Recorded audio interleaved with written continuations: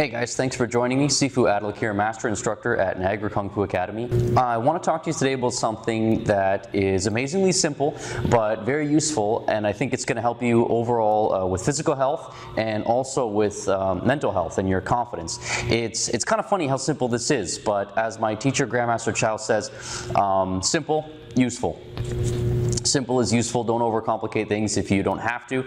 And what I'm talking about is actually the a very old simple martial arts technique, the technique of chambering. Very basic position in martial arts, and it gets overlooked because there's not really that much glamorous or fancy to it. There's not a lot going on other than the hands are in position, looking like they're ready to do something, punch or strike or block or whatever. And I was reminded about this whole lesson actually the other day by one of my students, who's a great massage therapist, very professional and very caring for clients, and they were teaching them, some of their clients about chambering their hands like we do in Kung Fu, and they were using that to help them with their posture, and it actually helped them a lot because they're typically hunched over all the time, like a lot of us are. We're typing or on our phones. Our shoulders are getting kind of rounded forward all the time out of habit. Our neck is slouching forward from sitting at a desk too much. Now this is obviously a negative thing on a physical level. We know this by now. We know that it's not going to be good for us to be slouching all the time. But the one thing we don't think about is that the effect this is going to have on us psychologically.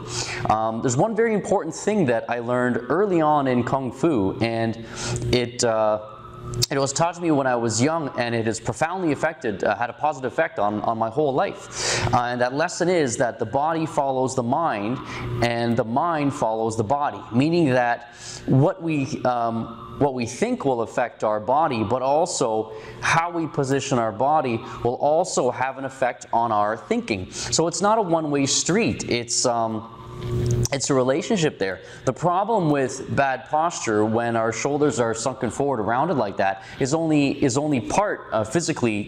It's physically detrimental, but that's only a part of it. The other part is we need to consider what that's doing to us as far as our mental health goes.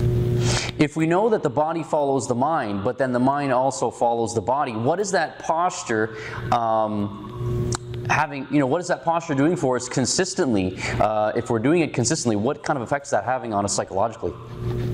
There's a fantastic book called Magic of Thinking Big by David Schwartz, and in it he talks about confident people and how they walk about 25% faster on average than people that are not so confident. They stand up straight more often too. He talks about what he calls walk watching, right? A hobby that he started from a young age, and how you can tell based on their walk of people a lot about them, whether they're content or not, whether they're happy and confident or not. You can often tell by their posture, by their walk, by the way they carry themselves.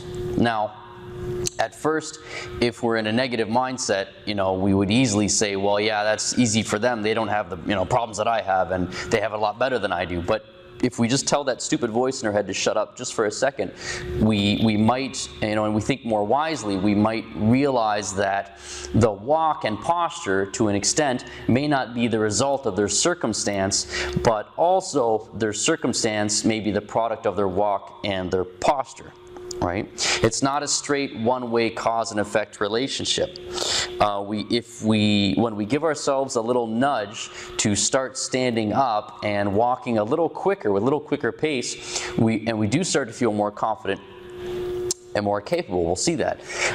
We teach a version of this to our kids classes, even on our first day when a young student comes in to learn Kung Fu. The first thing we teach them is that, about eye contact. We teach that if someone is more confident themselves, they tend to have a lot more eye contact with other people. But likewise, if we push ourselves a little bit out of our comfort zone and get ourselves to make more eye contact with people regularly, then also we start to feel more confident as a result of that. So that posture and sitting up straight thing is important for more than, just for the sake of impressing our chiropractor. It's more necessary nowadays. We have to overcompensate for all the time that we spend at a desk hunched over or hunching over, looking over our phone or looking at a screen. It's interesting to note that depression and anxiety seem to be more prevalent now than ever. And also, we're spending more time kind of hunched over and everything. It may just be a coincidence.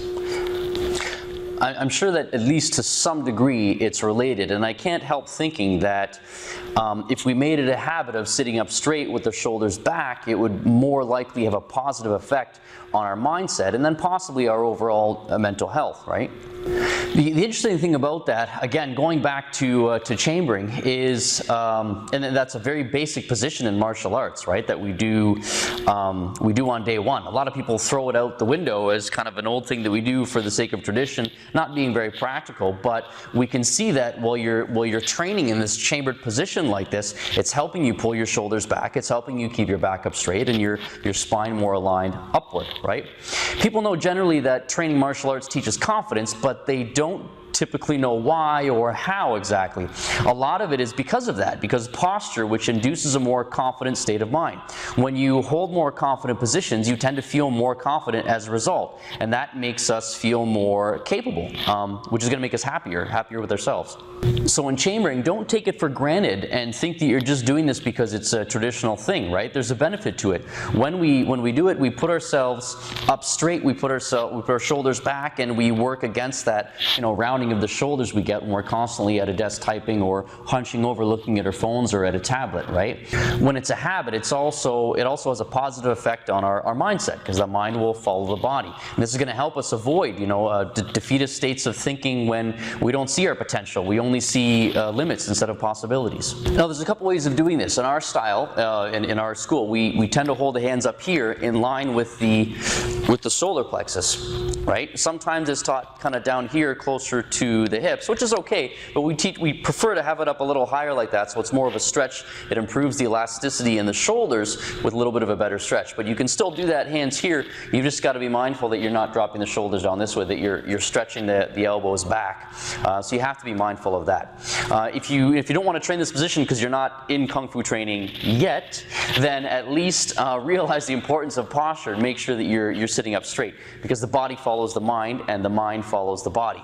Also observe the way you walk, right? If you're walking slouched over and you're walking slow, typically what does that say about you? It looks like that you don't really have anywhere important to go, and you don't really feel very confident about yourself, right? And you don't really have anywhere special to be. But if you just give yourself that little push to walk a little bit faster and stand a little more upright, well, very soon you start to feel more confident, and you realize that you'll find you do have somewhere important to be, because you are important. Please keep this in mind and realize that in good Kung Fu, it's good Kung Fu is about little hinges that swing big doors. Too often there's a subtle lesson that people overlook in martial arts because they're so wrapped up in the punching and the kicking and what style is better than the other style and all that. And the magic of martial arts has much less to do with fighting than you would think. When you walk confidently and with a smile and you look capable, people are much less likely to be predatory towards you, and they're less likely to want to punch you in the face anyway. So as Grandmaster Chow says, the best defense is a warm smile. Thanks for watching this, and if you've liked the video, please hit the button down there to subscribe. If you're watching this through YouTube, subscribe so you can get more of this stuff, and I hope it's helpful for you. Thank you.